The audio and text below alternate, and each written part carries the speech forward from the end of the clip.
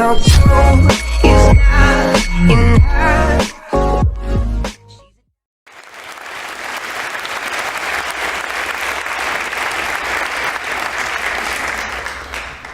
10, 9, 8, 7, pressures are good, 6, 5, 4, 3, valve timing nominal, 2, 1, we're good to go, lift off.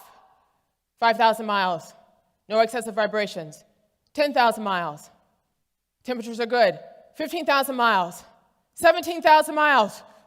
Yes, we are in outer space.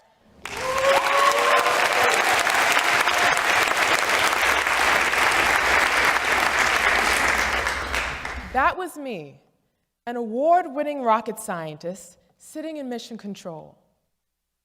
I helped successfully launch Discovery, Columbia, Atlantis, and Endeavour space shuttles. Thank you.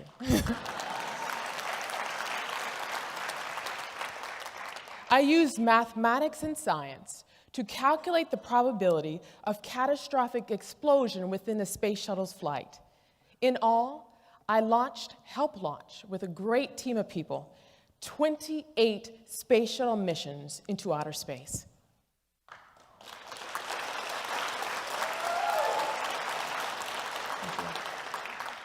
Now I can stand here and tell you how great it was to launch from the mission control. I can tell you how it was like to sign off and authorize multi-million-dollar engine tests. But I'm not. I can tell you how great it is to be an author and a TV host now. But I'm not. Rather, I'm going to talk about you and me and what comes in our mind in the middle of challenges. Fear. Fear. What have you always wanted to do in life? Do you want to be a multi-million-dollar business owner? Do you want to be the first in your family to graduate from college? Do you want to start a family? Well, for me, I always wanted to be a rocket scientist, but obstacle and roadblocks came into my path where I questioned whether or not I'd be able to do it. The truth is this: if we do not have a way to reprogram our minds to overcome fear, we will never be successful at our own specific missions in life. But there's good news. I have personally devised a 3-step method to overcome fear and reprogram the brain using 3 key decisions, and I'm going to share them with you today. The first decision is this: you must name and reject your fear. You must name and reject your fear. Now, the easiest way for me to tell you about all these 3 decisions is to take you back in my life and to share with you what happened with me so you have a better idea of how to use these 3 decisions. And it started when I was 6 years old, and I'll never forget that day. I went on a field trip to the Jet Propulsion Laboratory, and there it was wonderful. I remember seeing these big engines and these jets, and we went to their mission control room, and it was amazing. I saw these big TV screens on the wall and these red plush chairs, and I also saw pictures of men launching rockets, and I said to myself, I want to be just like those men. Now, I'm not quite sure if you've noticed, I wear stilettos and skirts. I am definitely a woman.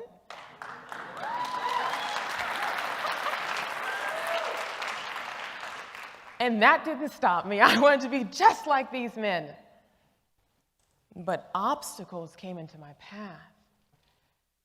Now here I am, 10 years old, in the middle of a 5th grade class, and right next to me is a boy who's also 10, and he has been recruited into a gang. He and I get into arguments quite regularly because, frankly, I don't know the power of my words at this age. And he wears this ring on his finger that he files down so it acts just like a knife. And so one day in a heated argument, he takes this ring and he socks me right under my eye. Now, being a champion, an Olympian, I stand up to defend myself, and everything goes blank. I cannot see one thing. I am later rushed to the hospital, and I have 5 layers of stitches placed in my face, and the surgeon tells me I'm lucky. Had it been any higher, I would have lost my eye.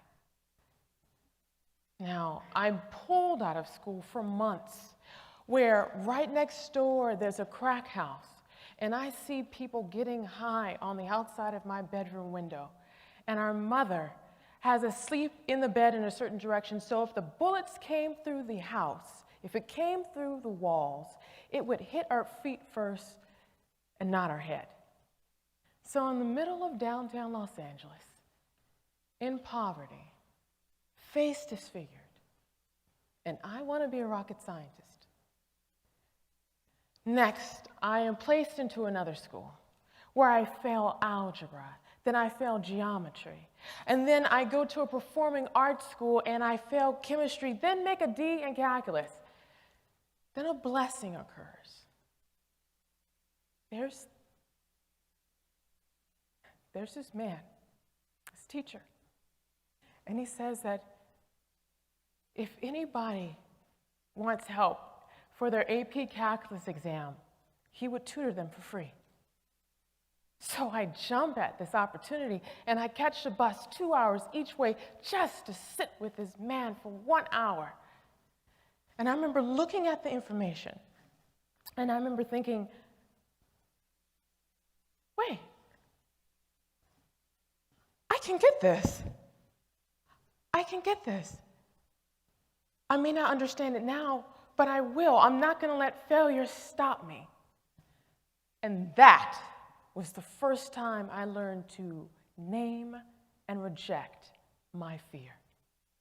It would be a beautiful story if I told you that I took the AP calculus exam and passed it, but no, I failed it miserably. But what I learned is that process to invest in myself and others in education. I took those skills and graduated at the age of 16 from high school, and then later applied those skills to the university I attended, where I tutored thousands of people in mathematics through educational group programs. And I and other people learned to name and reject their fear. And I fortunately was able to be one out of top 5 graduates out of a 6,500 graduating class. You must name your fear and reject it.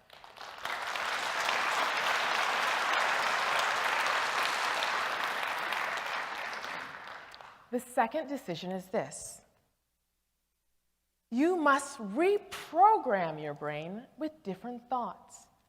You must reprogram your brain with different thoughts. You know how you have a computer and it may be infected with a virus, and you have to take the virus off the computer and reboot it so it operates correctly? Well, our brains are the exact same way.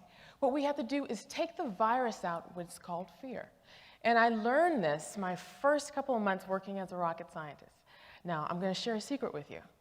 When I first started in rocket science, I was completely intimidated. I remember going inside this room, and there was around 200 people in this room. And I remember looking around, and I was the only woman. And then I remember looking around again, and everyone was at least 20 years older than I was. And I was hearing all these words I didn't know. Beads of sweat would come down my forehead as I was hearing SSME, ITAR, RP1, ISP. I didn't know what any of this was. And that fear started coming into my brain again. And I didn't know whether or not I'd be able to make a significant difference. Then, a couple of weeks later, I had my second epiphany. I remember going into this room, and then I realized, wait, I'm educated, and I work hard at everything I do. I may not be able to make a significant difference now, but I will. So that's what I did. I literally told myself, I'm going to make a big difference here. And I found mentors to show me what SSME meant, which was the Space Shuttle main engine. The Space Shuttle main engine was huge. I found out where every single duct, line, weld, tube, every valve was placed, enough so I was able to help redesign new engines and sit in mission control. This work allowed me to become one of the youngest engineers of the year.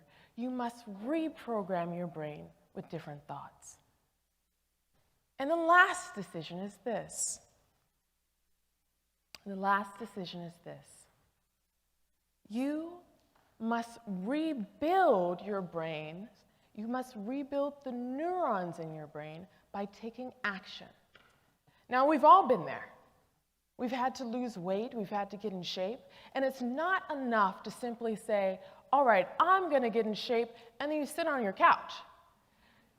You've got to go to the gym, you've got to climb those stairs, you've got to get on a bike, you've got to do something to activate your muscles so you lose weight. Well, our brains are the exact same way. The way that we exercise our brain is by taking action in direct opposition to our fear. Now, in every single one of these cases, I learned something specific. I and other people were suffering from what I have personally coined as mathaphobia. Mathaphobia is a severe fear that happens in the reptilian part of the brain that shuts off the frontal brain lobes, rendering someone completely paralyzed when it comes to problem solving. Anytime someone has fear, the problem solving is completely turned off. But when we take action in direct opposition from our fear, something amazing happens. Neuron transmitters are created and built within our brain, turning off fear, creating pathways to fire off our frontal brain lobes. And when our frontal brain lobes fire off, we're able to do great things. And I recognized this after I left rocket science. When I left rocket science, I was offered a prestigious position for a banking institution, only to recognize that I loved science and education far more. So I left banking and I decided to be a part-time mathematics professor. But when I did that, the entire United States economy tanked. Nobody was hiring. And here I was, underemployed, struggling to pay my bills. And I almost let fear stop me again. But this time, I was armed with all these experiences, and something different happened this time. I remember sitting there, thinking, what am I going to do? And then I had my latest realization. Wait, I'm talented. If no one is hiring, why not hire myself? So that's what I did. I hired myself. I created my own educational entertainment company. First, I created my website with all the cool different science, technology, engineering, and math videos.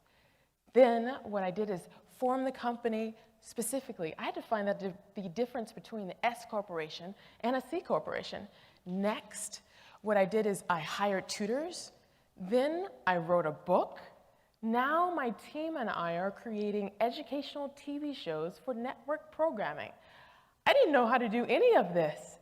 But in that process of learning to become a beginner again, what I was doing is turning off the fear in my own head, creating neuron transmitters in my own brain, firing my frontal lobes, allowing myself to be creative and creating opportunities. So, if there's one thing I want you to remember today, it's this. You can reprogram your brain to override fear if you name and reject your fear. Reprogram your brain with different thoughts and take action in direct opposition to your fear. If you do all these three things, guess what? You can do anything you set your mind to, even